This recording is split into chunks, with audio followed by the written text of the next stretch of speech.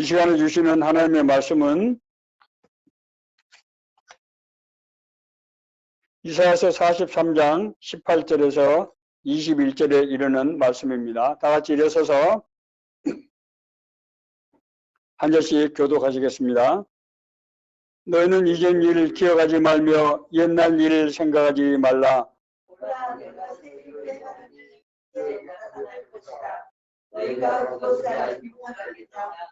반드시 내가 광야에 장차 들짐승 곧 승냥이와 타조도 나를 존경할 것은 내가 광야의 물을 사막의 강들을 내어 내 백성 내가 택한 자에게 마시게 할 것임이라. 이 백성은 내가 날 위하여 지었나니 나를 찬송하게 하려 함이니라. 아멘. 매년 신년 초가 되면은 우리 개인이나 또 교회나 그 해 주시는 하나님의 말씀을 저희들이 이제 정하고 그 말씀을 붙잡고 한 해 동안 살아가게 되는 것 같습니다. 이것이 어떤 의미가 있을 것인가? 제가 전에 출석하던 교회에서는 성경 말씀 카드를 이렇게 쭉 싸놓고 목사님이 이렇게 하나씩 빼서 주시더라고요. 그 말씀이 저는 말씀이 잘못 걸리면 어떡하나 그렇게 걱정되었는데 보니까 잘못된 말씀은 아마 없었던 것 같아요. 그래서 이 말씀이 하나님께 나에게 주시는 말씀인가 라는 그런 생각을 가지고 그런 기대를 가지고 또 살았던 그런 때도 있었습니다. 먼 길 가는 사람에게 있어서 무엇이 가장 필요할까 생각을 해보니까 뭐가 필요할까요? 우리 나침반 이정표 같은 게 아닐까요? 예, 먼 길을 갈 때, 정말 넓은 길을 갈 때 우리가 어디를 향해서 어떻게 가야 할지를 아는 것이 아마 무엇보다도 중요한 일일 것입니다. 우리가 새해 벽두에 이제 우리에게 주시는 하나님의 말씀을 우리가 기대하면서 그 말씀을 붙잡고 한 해를 살아야 되겠다고 결단하는 것은 사실은 저는 신앙 고백의 한 정말 중요한 그런 부분이라고 생각합니다. 하나님께서 나의 삶의 주관자가 되시고 인도자가 되시고 그래서 내가 하나님께서 나를 향하신 품으신 하나님의 뜻을 우리가 붙잡고 그 뜻을 이루기 위해서 살아간다고 하는 그런 생각이 거기에 깔려 있는 것이 아닌가 그렇게 믿는 것입니다. 저도 이제 지난 한 주간 동안 일주일 전부터 하나님께서 2022년도에 새로운 삶의 교회 또 저에게 주시는 말씀이 무엇인가 늘 새벽기도 나가서 기도할 때마다 기도를 했습니다. 그런데 이 말씀이 저에게 떠오르는 것입니다. 너는 이전 일을 기억하지 말며 옛날 일을 생각하지 말라. 그리고 바로 내가 새 일을 행한다. 하는 이 말씀이 저에게 다가왔어요. 그런데 그 성경을 찾아보다가 깜짝 놀랐습니다. 이 말씀이 2018년도 10월 17일 제가 받았던 하나님의 말씀이라고 제 성경책에 마크가 되어 있었어요. 저는 가끔 하나님께서 저에게 젊은 시절부터 말씀으로 인도하신다는 생각을 가지고 있었기 때문에 나에게 어떤 굉장히 중요한 말씀 되었던 그런 계기들 또 하나님께서 특별하게 어떤 말씀을 계속적으로 생각하게 하시는 그런 말씀들을 하나님께서 나에게 주시는 말씀이라고 생각하고 성경책에다 마크를 해놓는 습관이 있었습니다. 거기 보니까 2018년 10월 17일 날 하나님께서 나에게 주신 말씀이다 라고 기록이 되어 있는 것입니다. 어쨌든 그 말씀을 생각하면서 오늘 주시는 본문이 무엇을 얘기하려고 하는 것인가 그리고 그 말씀이 우리에게 주신 메시지가 무엇인가 하는 것을 같이 함께 나눠보고자 하는 것입니다. 오늘 본문 말씀 이사야서 43장 정확히는 14절부터 21절까지 한 단락입니다. 이 말씀은 이스라엘이 바벨론 포로로부터 귀환할 것이라고 하는 것을 예언하는 그 말씀입니다. 본문을 크게 모아서 세 가지 사항으로 구분할 수 있습니다. 첫째는 이전 일, 지나간 일을 생각하지 마라, 그걸 잊어버리라 하는 말씀입니다. 두 번째는 이제 여호와께서 새로운 일을 너에게 행할 것이다 라고 하시는 자기의 의지를 밝히시는 부분입니다. 그리고 세 번째는 내가 왜 이 일을 너를 통해서 하려고 하는 것인가 하는 것을 스스로 설명하고 있는 그런 부분으로 구성되어 있습니다. 이 말씀에 앞서서 앞에 16절부터 17절까지는 하나님께서 이스라엘 민족에게 하셨던 특별한 역사를 다시 한번 상기시키고 있습니다. 그것은 뭔가 하면은 이스라엘이 애굽의 포로 생활할 때, 그러니까 지금 이 말씀을 주신 시점에서 거의 뭐 한 1800년 전이 되는 그 역사에 대해서 말씀하고 있는데, 제가 그 말씀만 한번 읽겠습니다. 이사야서 43장 16절 17절입니다. 나 여호와가 이같이 말하노라. 바다 가운데 길을, 큰 물 가운데 지름길을 내고 병거와 말과 군대의 용사를 이끌어내어 그들이 일시에 엎드러져 일어나지 못하고 소멸하기를 꺼져가는 등불 같게 하였느니라. 이게 지금 무슨 얘기입니까? 이스라엘에 출애굽할 때 그 이스라엘 백성들을 쫓아오는 애굽의 병거와 그 기병들을 홍해 바다에서 수장시킨 사건을 하나님께서 말씀하고 계시는 것입니다. 이 말씀이 무슨 의미인가? 그래서 하나님께서 애굽을 출애굽시킨 사건, 그 구원의 사건과 지금 이 예언을 통해서 앞으로 이루어질 일이 똑같은 구원의 사건이라는 것.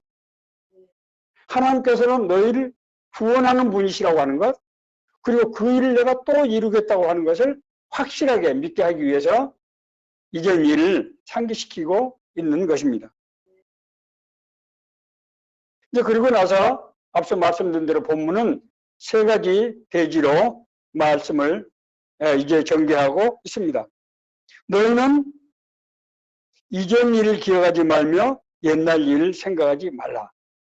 그렇게 말씀하십니다. 이전 일이라고 하는 것은 여호와께 대한 불순종과 이로 인한 징벌로서 이스라엘의 멸망과 바벨론 포로 생활의 고난을 말씀하고 있습니다.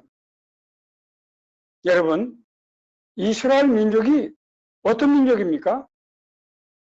하나님께서 친히 선택해서 모든 이 땅에 있는 족속들의 하나의 샘플이 되는, 다시 말씀드리면은 하나님이 함께 하시는 족속이 어떤 복을 받는가 하는 것을 보여주는 그런 전시물 같은 샘플이 되는 민족이라고요. 자, 그런데 이 민족이 하나님의 징벌로 멸망을 받게 된 겁니다. 이거 상상할 수 있나요? 도저히 우리가 상상할 수 없는 일이 지금 이루어지고 있는 것입니다. 왜냐하면은 이스라엘의 멸망은 이스라엘의 고난일 뿐만 아니라 그 이스라엘을 택해서 세계 열방에 내가 너희와 함께 한다고 하는 것을 보여주시는 샘플이 되는 나라인데 그 샘플이 지금 망해버린 겁니다. 뭐 어떻게 보면은 이스라엘 민족이 당하는 그 고통보다도 하나님의 고통은 더 클 수도 있을 것이다. 왜냐하면 하나님은 전지전능하신 분이니까. 전지전능하신 분이 실패하는 것 같은 상황이 지금 전개되고 있는 것입니다.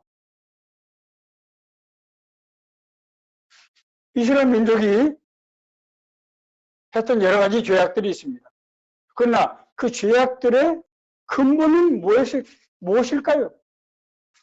저는 이스라엘 민족이 행했던 근본적인 죄악은 모든 인간들이 갖고 있는 그런 죄악의 하나의 상징적인 의미를 갖고 있는데 그것은 하나님을 하나님으로 인정하지 않는 것이라고 생각합니다. 천지 만물을 창조하시고 인간의 생사화복, 역사를 주관하시는 하나님을, 그 하나님의 존재를 인정하지 않는 겁니다. 인정하지 않는다고 하는 것은 무슨 의미인가 하면은 전능하신 하나님이 인간이 한 줌밖에 안 되는 인간이 그걸 무슨 뭐 자기 말씀을 뜻대로 따라서 하지 않았다고 해서 하나님이 무슨 지도력이 뭐 손상당하거나 그러지는 않을 거예요.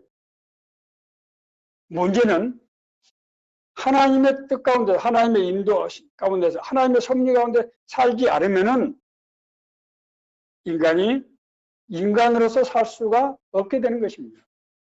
하나님을 하나님으로 인정하지 않을 때 그 인간이 원래 하나님께서 창조하시고 하나님께서 인도하시는 그 인간으로서 삶을 살 수 없게 된다고 하는 것을 의미하는 것입니다. 이 말씀은 굉장히 중요한 그런 어떤 의미를 가지고 있는 것입니다. 우리가 하나님을 인정하지 않을 때 우리가 하나님께서 축복하신, 하나님께서 예정하신, 하나님께서 정말 미리 마련해 놓으신 그 아름다운 삶을 살 수 없게 되는 그런 비참한 죄악에 빠지게 된다고, 고통, 고난에 빠지게 된다고 하는 것입니다. 야곱아, 너는 나를 부르지 아니하였고, 이스라엘 죄악 가운데서 첫 번째 죄악을 하나님께서 말씀하십니다. 아니, 이스라엘이 여호와 이름을 부르지 않았다고요? 그렇습니까? 이스라엘 사람들은 늘 여호와 하나님 이름을 불렀죠. 여호와 하나님의 이름을 둔 곳이 어디입니까? 성전이죠. 성전. 하나님을, 눈에 보이지 않는 하나님을 만날 수 있는 장소, 거룩하신 하나님을 만날 수 있는 장소로서 성전을 건축했는데 솔로몬 성전, 최초 성전이 그게 어떤 성전입니까? 7년 동안 이스라엘의 모든 역량을 다해서 건설했던 정말로 아름답고 정말 유일무이한 그런 아름다운 성전이었어요. 거기 가서 예배를 드린 겁니다. 자, 그런데 여호와께서는 이스라엘 백성들이 예배를 드리면서 그 예배를 고통스럽게 생각했다는 거예요. 그 예배가 그들에게 무거운 짐이 되고 고난이 되었다고 하는 것입니다. 하나님께 감사하는 예배, 하나님께 영광을 돌리는 예배가 무거운 짐이 되고 자기들에게 거치는 것이 되고 고난이, 괴로움이 됐다고 하는 것이. 아니, 예배는 우리가 예배를 왜 합니까? 예배는 하나님께서 예배자의 죄와 허물을 용서하시고, 그렇죠? 하나님께서 그들의 가야 될 길을 마땅히 행해야 될 바를 인도하시고 뿐만 아니라 그 일을 잘할 수 있도록 권세와 능력을 주시는 그런 장이에요. 그런데 그 예배가 이런 정말 기쁨과 정말 감사와 정말 영광이 아니고 예배 행위 자체가 괴로움이 되는 겁니다. 왜 그렇습니까? 이사야서 29장 13절에서 선지자는 또 이렇게 말합니다. 주께서 이르시되 이 백성이 입으로는 나를 가까이 하며 입술로는 나를 공경하나 그들의 마음은 내게서 멀리 떠났나니. 어떻게 하는 겁니까? 마음에 없는 예배를 드리는 겁니다. 하나님의 용서와 하나님의 인도하심과 하나님께서 주시는 권세와 능력을 인정하지 않는 겁니다. 세상에 이런 일이 있을 수 있습니까? 그것을 인정하지 않기 때문에 받을 수 없는 것이지요.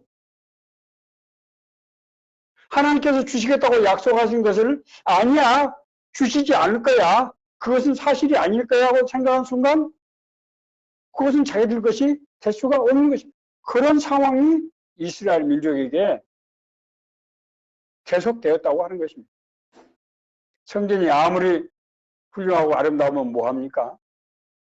하나님께서 역사하시지 않은 성전이 그것이 무슨 성전이 될 수 있겠습니까? 두 번째로 내 번제의 양을 내게로 가져오지 아니하였고 내 제물로 나를 공경하지 아니하였느니라. 이 말씀도 이해하기가 어려운 말씀이에요. 이스라엘 민족이 여호와 하나님께 제물을 가져올 때 솔로몬이 그 성전을 지어놓고 나서 번제를 몇 마리 번제를 드렸습니까? 1,000번제를 드리지 않았습니까? 1,000번제. 1,000번제는 1,000번을 뭐 제사를 드렸다는 뜻이 아니고 이스라엘 사람들의 1,000은 아주 큰 숫자를 말합니다. 그러니까 그 7년 만에 정말 그 고대하던 이스라엘 백성들이 고대하던 성전을 짓고 나서 이스라엘의 모든 귀한 것들을 몽땅 가서 그냥 제물로 드린 겁니다. 그건 1,000번제라고 하는 거예요. 자기들이 줄 수 있는 최상의 것, 최고의 것을 다 거기다 그냥 드린 겁니다. 문제는 이 제물이 백성들에게 착취한 제물, 그리고 성전을 그 제물들을 고가로 팔아서 이윤을 남기는 그런 방법으로 하나님을 못 오겠던 그 제물을 말씀하고 있는 것입니다. 예배자가 잘못 드리는 제물은 그 예배를 받으신 하나님을 공범으로 만드는 엄청난 아주 잘못을 범하는 것입니다. 잘못된 제물을 하나님이 받으시면은 그 받으신 하나님은 뭐가 되는 거예요? 이것은 마치 공직자들이 뇌물을 받은 것과 똑같은 것 아닙니까? 하나님은 그래서 그걸 견딜 수가 없는 겁니다. 제물을 갖다 준 사람도 물론 문제지만은 그것을 하나님이 받을 수가 없는 거예요. 그럴 때 하나님이 내가 제물을 가져오라고 했기 때문에 저 사람들이 제물을 가져왔는데 그 제물이 마음에 있는 제물이 아니고 그것도 남의 것을 빼앗아서 가져온 그런 피 묻은 제물이라고. 그때 그 제물을 대하는 하나님의 심정이 어떻겠습니까? 이것이 창세기 4장에서 아담과 하와의 두 아들인 가인과 아벨의 제사에서 하나님께서 경고를 하고 있어요. 가인과 아벨이 제사를 드렸다고 하는 것은 예덴의 동산에서 추방된 아담과 하와가 하나님의 이제 용서를 받아서 하나님과 화해의 길이 열렸다는 얘기예요. 하나님이 너희가 나한테 재물을 가져오면 내가 널 용서해 주겠다. 그리고 네 길을 내가 인도해 주겠다고 하는 그 말씀에 계셨기 때문에 그렇게 한 겁니다. 자, 그런데 아벨은 첫 양을 드렸어요. 아벨은 양친자였기 때문에. 가인은 뭘 드렸습니까? 소산물, 자기 농사를 지는 사람이기 때문에 소산물을 드렸어요. 자, 그런데 아벨의 제사는 받으셨는데 가인의 제사는 하나님께 받지 않으신 겁니다. 제사를 받지 않으셨을 때 가인이 보인 반응은 뭔가 하면은 분노하고, 성경에는 분노라고만 표현되어 있는데 실제로 가인이 분노만 했겠습니까?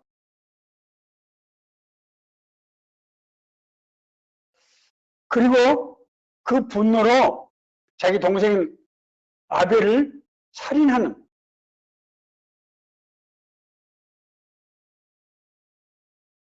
하나님을 떠날 때, 하나님 앞에 죄를 할 때 인간이 어떻게 된다고요? 그 복을 단지 받지 못하는 것이 아니고 악에 받게 된다고 하는 것을 성경은 우리에게 경고하고 있는 것입니다. 예배를 드리고 헌금을 할 때 교회에서 봉사 활동할 때 교회 봉사를 영어로는 미니스트리라고 합니다. 교회 봉사는 그냥 서비스가 아니에요. 미니스트리예요. 교회 이름을 하는 모든 것은 다 미니스트리입니다. 그것을 하나님을 의식하지 않고 보지 않고 목회자나 교회 지도자들 보고 다른 사람들 보고 한 그 예물을 하나님께서 어떻게 받을 수가 있으시겠냐고요.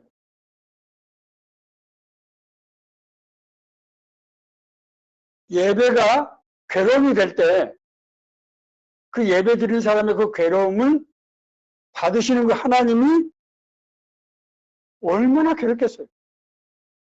너는 나를 위하여 돈으로 향품을 사지 아니하며 희생의 기름으로 나를 흡족하게 하지 아니하고 내 죄짐으로 나를 수고롭게 하며 내 죄악으로 나를 괴롭게 하였느니라.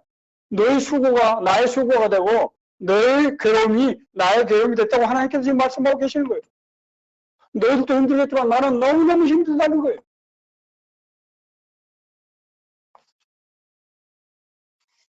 예배자가 억지로 드리는 예배로 인한 괴로움은 그 예배를 받으시는 하나님에게는 10배, 100배 수고로움이 되고 부끄러움이 되고 모욕이 되는 것입니다. 이런 이스라엘 하나님은 용서하시겠다는 거예요. 사실 엄격히 말하면은 하나님의 용서는 우리의 용서를 보고 용서하시는 것이 아니고 용서받기를 원하는 마음을 보고 하시는 것이라기보다는 하나님께서 일방적으로 하시는 그냥 용서예요. 성경에 내가 내 죄를 사함받은 것 같이 내게 죄한 자를 죄를 범한 자를 용서하라고 할 때 그 용서는 상대방이 회개하고 돌이켰기 때문에 하는 용서가 아니고 일방적으로 하는 용서입니다. 용서받을 자격이 없기 때문에 하나님께서 주시는 용서를 하는 거죠. 일방적으로 하는 거예요. 하나님께서는 이스라엘에게 일방적으로 지금 용서를 베풀겠다고 하는 것입니다. 저쪽의 용서는 광야의 길을 내고 사막에 강문을 낸다고 하는 거예요. 광야는 길이 없는 것이죠. 사람이 살 수 없는 것, 사람이 살지 않는 그런 곳입니다. 거기에 하나님께서 길을 내시겠다는 거예요. 길을 내시겠다고 하는 것은 광야가 더 이상 광야가 되지 않게 한다고 하는 것을 의미하는 것입니다. 여호와께서는 그걸 보이시기 위해서 낮에는 구름 기둥으로 밤에는 불 기둥으로 이스라엘을 인도하셨어요. 하나님께서 인도하시면은 그 길은 더 이상 광야가 아닌 하나님의 길이 되는 것입니다. 제가 저희 집 근처에 있는 공원을 이제 일주일에 한 두세 차례 운동 삼아서 이렇게 공원 길을 걷는데 산입니다, 산. 저는 사람들이 많이 가는 것보다는 혼자 좀 조용히 걷고 싶어서 남들이 잘 가지 않는 길, 약간의 길의 흔적이 있는 데를 그렇게 다녔어요. 뭐 제가 2010년도에 이사 와서 지금 이제 뭐 한 5년 이렇게 됐습니다만 같은 길을 5년 다니다 보니까요. 제가 그 길 다니니까 다른 사람들이 또 그 길을 오더라고요. 제가 이제 가는 길이 좀 험한 곳이고 코스가 좀 이렇게 아름다운 그런 곳이거든요. 5년 동안 걸었더니 그것이 길이 돼서 지금은 사람들이 일반적으로 다니는 코스가 되어버렸어요.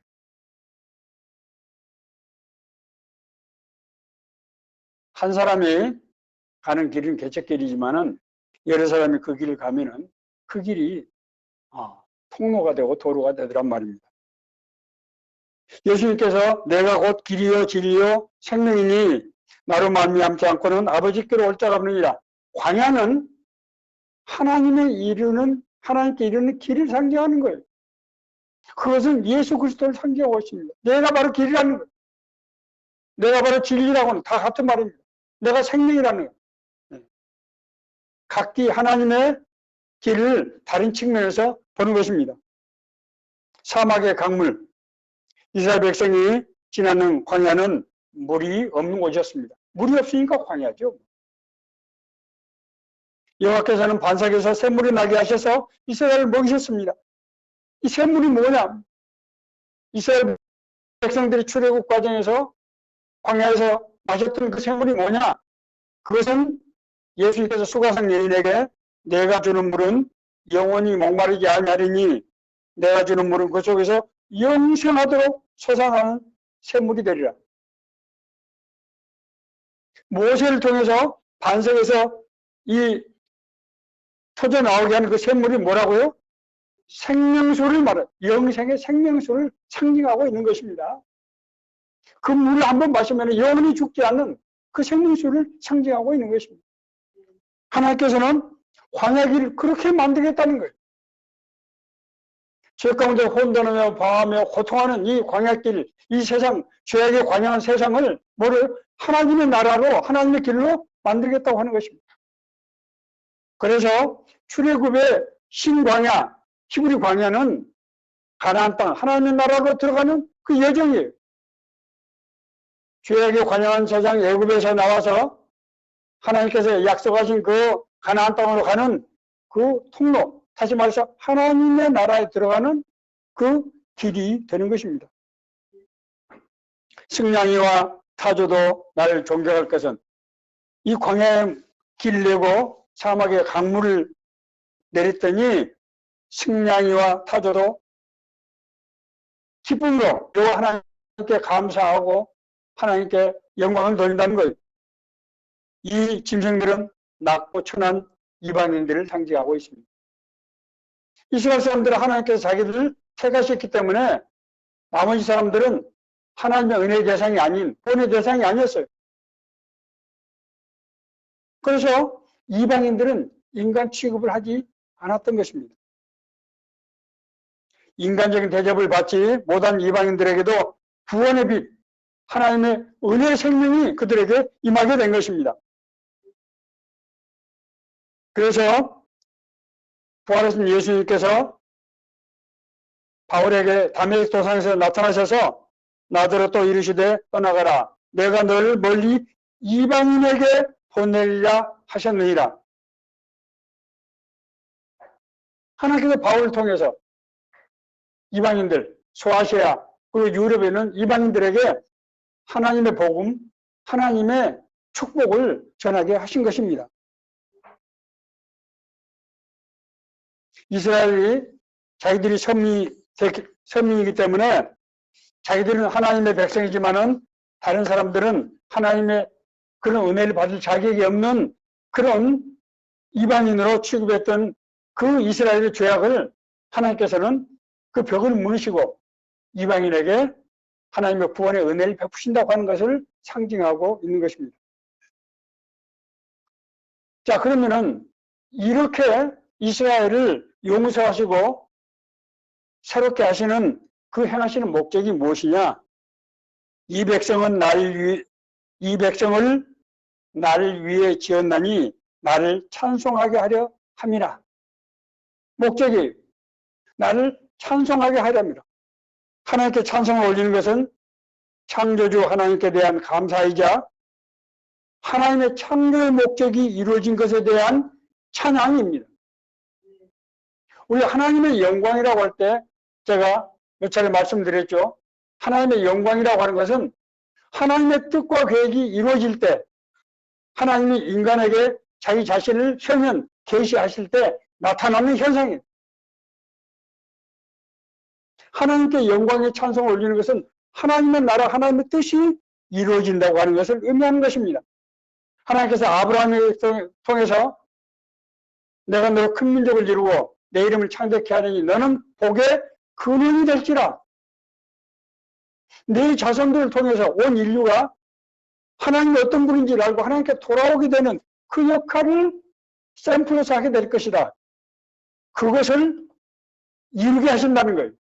이것은 명명백백하게 예수 그리스도의 오심과 그를 통한 인류 구원을 예고하고 있는 말씀입니다. 이 말씀이 그러면은 2022년도에 우리 새로운 삶의 교회와 우리 개인에게 주시는 의미가 무엇인가? 제가 아까 이 설교 시작할 때 하나님께서 구하는 자에게 신년의 말씀, 어떤 삶의 중요한 순간에서 하나님 말씀을 주시는데 그 말씀이 뭐라고 그랬습니까? 하나님께서 나의 삶의 주관자시며 인도자시라고 하는 것. 따라서 하나님께서 나와 동행하시면서 나의 길을 인도하신다고 하는 것을 보여주는 바로 그 기지라고 제가 말씀드렸어요. 이 말씀은 우리가 결코 쉽게 그냥 흘려버려서는 안 되는 그런 말씀입니다. 성경 전체가 그렇게 얘기를 하고 있어요. 나는 너의 아버지가 되고 너희는 나의 자녀가 된다. 이 말은 무슨 말입니까? 아들을 돌보고 인도하는 것이 아버지죠. 그렇게 얘기하고 있는 거예요. 나는 너희 하나님 되고 너희는 나의 백성이 된다. 통치자로서의 하나님. 우리 삶을 주관하시고 인도하시는 하나님이라고 하는 것은 성경 전체가 얘기하고 있는 거예요. 2018년도 9월 17일 날 제가 그때 필리핀 선교 의료 선교 사역에 있어서 제가 그델스 월드의 지도 목사로 있기 때문에 필리핀 선교 여행을 일주일 동안 가는데 그 사이에 저하고 동행하던 목사님이 어떤 사정이 생겨서 교회를 더 이상 할 수 없는 그런 사정이 됐습니다. 저는 필리핀 다녀와서 사실은 그 당시에 제가 뭐 주도적으로 목회를 했던 것이 아니고 우리 그 목사님을 도와서 제가 보조적으로 하는 그런 상황이었는데 그 목사님이 더 이상 목회를 하기 어려운 상황에서 갈등이 됐습니다. 하나님 이게 하나님의 뜻이라고 하면은 하나님이 만약에 다른 것도 아니고 목회인데 이게 하나님의 일인데 우리가 무슨 뭐 우리 세상적인 뭐 내 일을 하자고 하는 것이 아니고 하나님의 뜻과 계획 가운데서 해왔던 일인데 이 일이 그냥 약간의 문제가 생긴 것이 아니고 더 이상 교회를 할 수 없는 상황이 됐단 말입니다. 그러면 교회 문을 닫으시는 건데 하나님의 뜻이면은 나도 그 뜻에 순종해서 목회를 내려놔야 되는 것이 아닙니다. 그러면 뭐 내가 원래 지금까지 하던 그냥 선교 활동을 하고 목회는 하나님의 뜻이 아닌 것이 아닌가라는 생각을 했습니다. 자, 그런데 그렇게 해서 저는 접었어요, 그걸. 그런데 문제가 생겼어요. 교인들 몇 분이 저보고 목사님이라도 계속 우리를 인도해 주세요 하고 그 장소를 제공했던 분들이 저에게 오셔서 나보고 그걸 맡아달라고 그러는 거예요. 그래서 내 입장에서 하나님 앞에 물어볼 수밖에 없잖아요. 하나님이 이 교회를 닫으시라고 그러신 것 같은데 이분들이 와서 아니 그걸 그렇게 그냥 막 떠나시면 어떻게 하냐고 그러는데 제가 어떻게 해야 됩니까? 라는 기도를 한 며칠 했어요. 그런데 새벽 기도 때 이 말씀을 저에게 주셨다고요. 아, 그래? 저 혼란스러웠어요. 하나님, 이거 그러면 제가 오늘 조금 인용하기 어려운 조금 더 구체적인 말씀도 하나님께서 주셨어요. 저는 그 두 번의 하나님의 말씀을 듣고 나서 하나님께서 내가 그 일 이어받아서 하는 것을 하나님께서 말씀하시는 것 같다. 그런 생각이 해서 이제 목회를 계속하게 됐습니다. 자, 그런데 여러분 잘 아시지만은 저는 목회 초년생이어서 목회는 뭐 경험이 전혀 없고 제가 뭐 신학교 한 3년 그거 다닌 거 가지고 뿐만 아니라 옆에서 뭐 도와줄 아무런 무슨 교단의 도움을 받을 수 있는 것도 아니고 다른 교회의 도움을 받을 수 있는 것도 아니고 단기 필마로 혼자 그냥 해야 되는 그런 상황에서 뭐 교회 뭐 정책 방향을 결정하고 목회 뭐 방향 결정하고 이런 것보다도 한 주 한 주 그냥 넘기는 것 자체가 그게 급한 그런 상황으로 목회를 한 2년 했습니다. 그러면서 점점 하나님께서 하나님의 교회인데 이게 나는 하나님의 교회라고 생각하는 사람인데, 그러면 하나님께서 이 교회를 통해서 뭔가 하기를 원하는 일이 있을 거다. 그걸 내가 해야 되지 않겠느냐라는 생각을 하게 되었습니다. 그때 읽었던, 평소에 제가 늘 읽었던, 여러분 읽었던 달라스 윌라드 목사님이 쓴 하나님의 음성이라는 책입니다. 그 음성에 보면은, 하나님의 음성이라는 책에 보면은 달라스 윌라드 목사님이 하나님의 뜻을 분별하는 세 가지 기준을 제시하고 있습니다. 첫째는 하나님의 말씀이에요. 하나님께서 우리를 인도할 때는 반드시 말씀을 통해서 인도하신다는 거예요. 두 번째는 환경입니다. 환경. 내 환경과 맞는 일치하는 그런 일을 우리에게 인도하신다는 거예요. 세 번째는 그것을 우리가 받았을 때 우리 마음속에 기쁨과 평강, 하나님께서 우리 내 마음속에 강한 이끌림을 주신다고 하는 거예요. 이렇게 하면서 지난 1년 동안 제가 이제 코로나19 상황에서 하나님의 이 교회를 향하신 하나님의 뜻이 무엇인가 라는 생각을 하게 되었습니다. 특히 2022년도는 제게 굉장한 의미가 있는 것이 제가 목회를 시작한 지 이제 4년이 됐습니다. 그래서 제 나름대로는 어떤 상당히 중요한 그런 새로운 시발점이 될 수 있을 것이다 라는 생각을 하게 되었습니다. 제가 이제 그동안 나름대로 생각하고 또 하나님의 말씀에 비추어서 이제 우리 새로운 삶의 교회를 향하신 또 우리 각자 한 사람 한 사람을 향하신 하나님의 뜻을 제 나름대로 해석을 해보았습니다. 첫 번째는 저를 비롯해서 모든 성도들이 하나님과 동행하는 삶을 살게 하는 것이 이 교회의 목적이 되어야 된다. 저는 그렇게 생각합니다. 하나님과 동행하는 삶.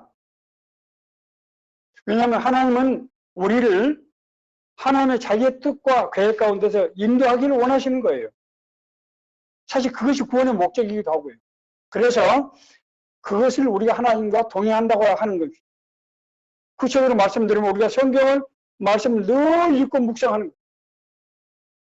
성경 말씀을 공부하는 것뿐만 아니라 평소에 말씀을 늘 읽고 묵상, 우리가 말씀 속에 사는 것. 두 번째, 항상 기도하는 것. 아쉬운 일이 있을 뿐만 아니고 늘 하나님과 대화하는 것. 하나님께 물어보고 또 하나님께 얘기하고 그것이 기도죠.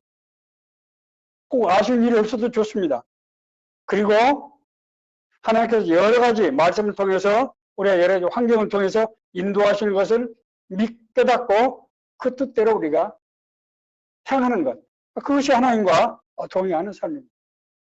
저는 이것이 신앙의 출발이자 완성이라고 저는 그렇게 확실히 믿고 있습니다. 하나님과 동행하는 삶은 그게 다른 것이 아무것도 필요 없어요. 자, 두 번째로 하나님께서 우리를 자녀로 뿐만 아니라 일꾼으로 삼으시는 그 취지에 맞는 삶을 사는 거예요.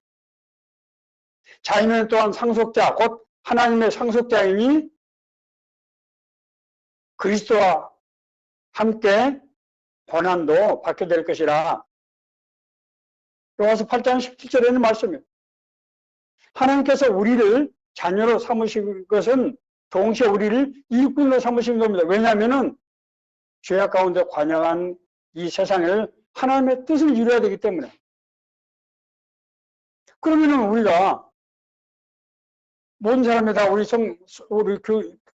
우리 교우님들이, 성도들이 다 무슨 목사나 무슨 전사가 돼야 한단 말이냐? 아니죠. 우리의 삶 자체가 하나님의 도구가 되는, 하나님의 뜻과 계획이 이루어지는 바로 그런 삶을 살아야 된다고 하는 것입니다. 우리 가족들, 내 삶 가운데 만나는 사람들, 그들에게 하나님의 은혜, 하나님의 사랑을 전하는 것이 되어야 된다고 하는 것입니다. 그래서 우리가 은혜 받은 것처럼 그분들도 하나님의 보호하심과 인도하심 가운데서 하나님께 주시는 권세와 능력으로 하나님과 동행하는 삶을 살도록 그렇게 하는 것. 그래서 그것이 우리가 삶을 살아가는 가정과 우리 삶의 바운더리가 사도행전적인 신앙 공동체가 되는, 서로 더불어 살고 늘 하나님의 은혜 안에서 서로 위로하고 격려하고 그래서 일하는 것이 바로 사역하는 것이 되는, 사는 것이 바로 사역이 되는 그런 삶을 살도록 인도하고 그렇게 도와야 된다는 거예요. 그것이 새로운 삶의 교회에 맡겨진 사명이라고 생각하는 것입니다. 세 번째는 성교의 전진기지로서의 교회의 역할입니다. 하나님의 도구가 되는 거예요. 하나님의 도구. 저는 개인적으로 BBB 세종로 모임의 순장이고 그델시 월드 의료선교회 지도 목사이고 공직자선교연합회 제가 원로 회장이고 우정사업본부 그리고 정부 서울청사 직장선교대학에